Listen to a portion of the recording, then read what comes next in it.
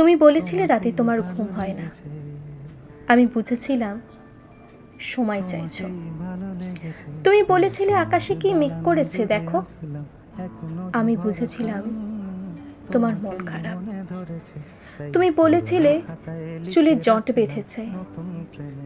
আমি বুঝেছিলাম তুমি স্পর্শ চাইছো।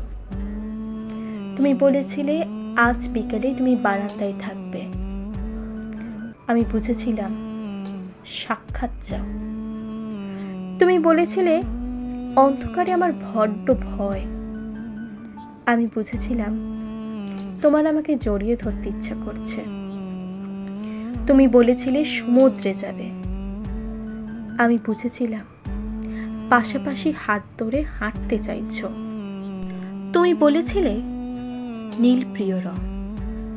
আমি বুঝেছিলাম তোমার কষ্ট হচ্ছে। তুমি বলেছিলে ঠোঁট ফেটেছে। আমি বুঝেছিলাম চুমু খেতে চাইছো। তুমি বলেছিলে অঙ্ক ভালো লাগে না। আমি বুঝেছিলাম তুমি কবিতা ভালোবাসো। তুমি বলেছিলে আজ তাড়াতাড়ি ঘরে ফিরতে হবে।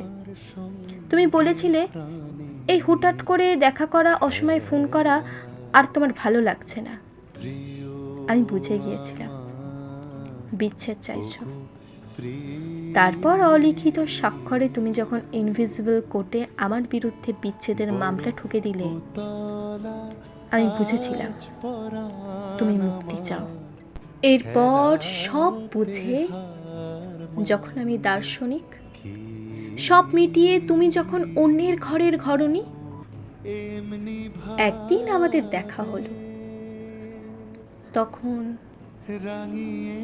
তুমি জিজ্ঞাসা করেছিলে কেমন আছো।